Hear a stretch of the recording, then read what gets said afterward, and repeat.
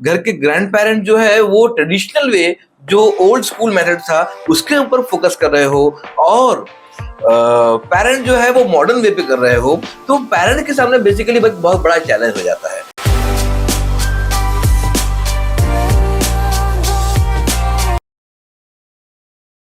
आज का वीडियो बहुत इंटरेस्टिंग होने वाला है, क्योंकि ये घर के उन लोगों के बारे में खास तौर पे है जो बहुत ट्रेडिशनल वे में चलते हैं।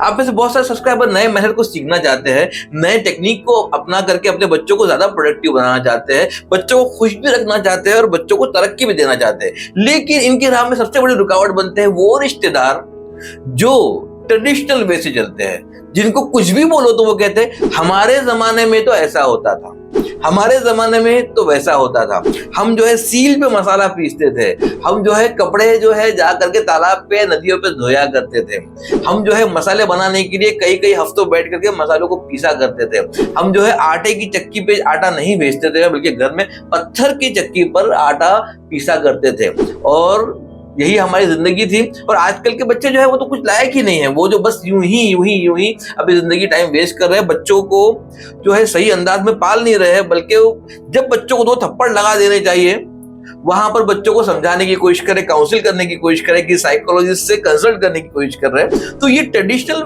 मेथड्स और जो मॉडर्न प्रूवन मेथड्स है, इन दोनों के अंदर जो चपलकश चलती है, जो डिफरेंशिएशन चलता है, जो क्लैश चलता है, आज का वीडियो उसी टॉपिक पर है। Basic challenge face by the parents. जब फैमिली के अंदर इस तरीके का क्लैश चल रहा हो, घर के ग्रैंड पेरेंट जो है वो ट्रेडिशनल वे, जो ओल्ड स्कूल मेथड था उसके ऊपर फोकस कर रहे हो, और पेरेंट जो है वो मॉडर्न वे पे कर रहे हो, तो पेरेंट के सामने बेसिकली बहुत बड़ा चैलेंज हो जाता है। वो अपने बेसिकली सास को, यानी अपने हस्बैंड के माता पिता को ये समझाने में बहुत ही ज्यादा स्ट्रगल कर रहे होते हैं कि नहीं मम्मी, आजकल का दौर अलग है, आजकल के बच्चे अलग है, आजकल के बच्चों का प्रॉब्लम अलग है, क्योंकि वो आई नो एवरीथिंग इस पर्टिकुलर चीज को लेकर के ही जिद पे अड़े होते हैं, और वो इस पर्टिकुलर बात को कई बार ऐसा देखने में आया है कि अपना इज्जत का सवाल बना लेते हैं। तो ये जो चैलेंज है ये अपने आप में एक बहुत टेढ़ा चैलेंज है। इसको बहुत टैक्टफुली और बहुत ही स्मूथ अंदाज में, इतना स्मूथ ट्रांजिशन लेना होता है इसके अंदर कि पेरेंट्स को हर्ट ना हो और बच्चे का भी फायदा हो जाए। अगर इसमें जरा सी भी गलती होती तो फैमिली में क्लैश आता है। कई बार देखने में आया है कि बच्चा वजह बन जाता है एक ज्वाइंट फैमिली के टूटने की। एक फैमिली काउंसलिंग के लिए आई थी हमारे पास में, हस्बैंड, वाइफ और बच्चा, और जब बच्चे से बातचीत हो रही थी समझ में आया कि ऐसा कुछ हो रहा है फैमिली के अंदर कि माँ बाप कुछ और बोल रहे हैं और कहीं से कुछ और फैसिलिटीज मिल रही है बच्चे को, इसलिए बच्चा पैम्पर हो रहा है। पूछने में ये बात समझ में आई कि चॉकलेट्स को अगर माँ बाप मना करते हैं तो दादाजी बच्चे को शाम में ले जाके चॉकलेट दे देते हैं। आइसक्रीम के लिए अगर माँ मना करती है तो दादी जी दे देती है। माँ अगर बच्चे को डांट रही होती है तो दादी बच्चे को प्यार कर रही होती है, और दादी को ये लगता है कि नहीं इस वक्त डांटना नहीं चाहिए था। और जब छोटी छोटी चीजों पर जहाँ बच्चे को समझा करके लेना चाहिए वहां दादी बहुत ज्यादा डांट देती है। दादा जो है एकदम शहंशाह अकबर बन करके हुक्म सुनाते, तुम्हें ये करना ही होगा, और बच्चे नहीं करते आजकल के, इस तरीके से तो बिल्कुल नहीं करते। तो यहाँ पर जो है बच्चा बहुत कंफ्यूज है, किसकी माने किसकी ना माने। बच्चा यहाँ पर 2 पार्टीज देख रहा होता है, एक रूलिंग पार्टी और एक अपोजिशन पार्टी। बच्चा बड़ा कंफ्यूज है आज के हमारे देश के वोटर्स की तरह कि एग्जैक्टली वो किसका समर्थन करे, किसको वोट दे, किसके सहारे से अपनी जिंदगी को चलाए।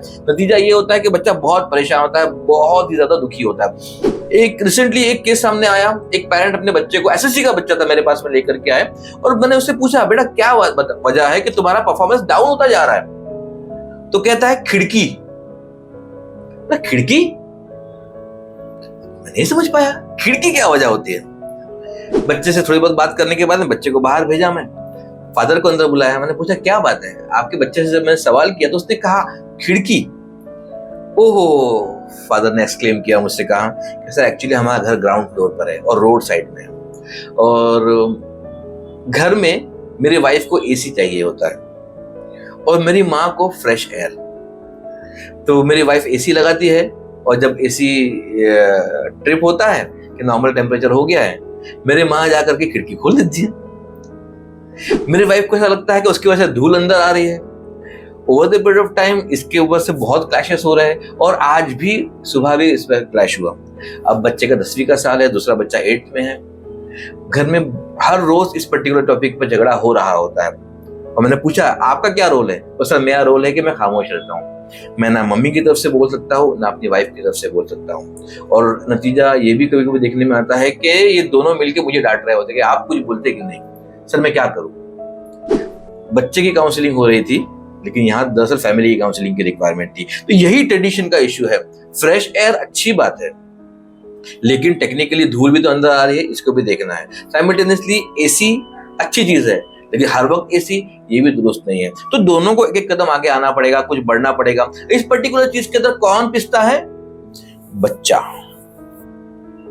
और यहीं पर एक्टिव पेरेंटिंग, समझदार पेरेंटिंग की जरूरत होती है कि हम किस तरीके से अपने बच्चे को इस प्रॉब्लम से भी बाहर निकालें। तो यहाँ पर जब आपकी फैमिली के अंदर इस तरीके के इश्यूज हैं तो बहुत स्मूथ ट्रांजिशन की रिक्वायरमेंट होती है। ये चैलेंज पेरेंट के सामने सबसे बड़ा है।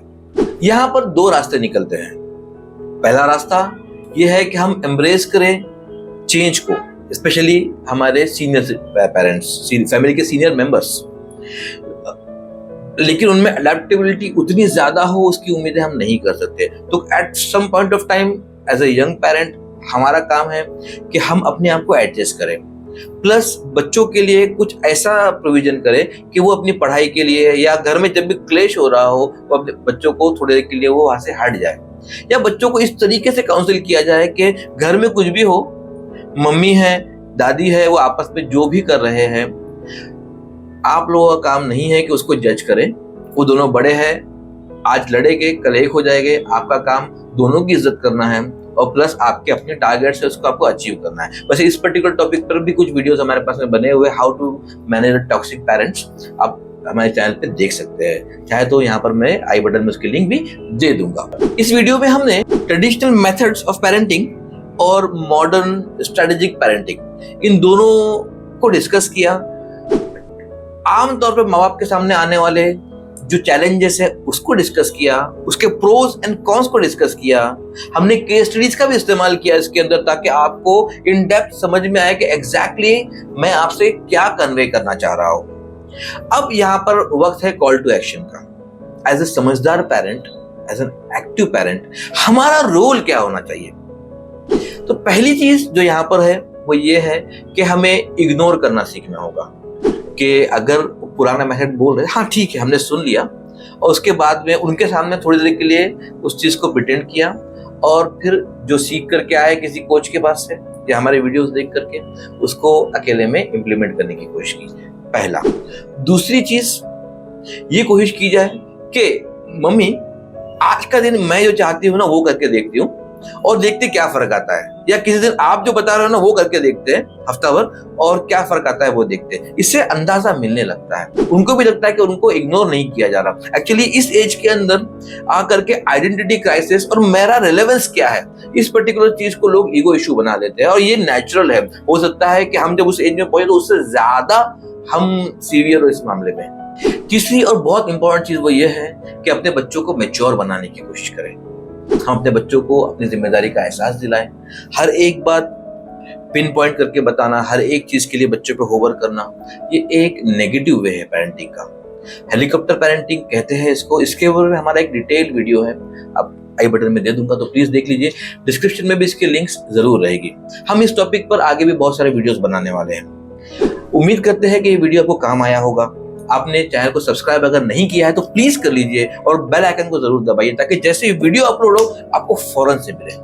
आपके सवालों के जवाब देना मैं खुशनसीबी समझूंगा अगर आप कमेंट में देते हो, या ये व्हाट्सएप नंबर आपको दिया जा रहा है यहाँ पर वीडियो के अंदर और डिस्क्रिप्शन में भी, आप उस पर भी हमें कॉन्टेक्ट करके अपने कमेंट्स दे सकते हो, अपने सवाल पूछ सकते हो। आज के लिए इतना ही। मैं अराफत जलगांवकर साइनिंग ऑफ।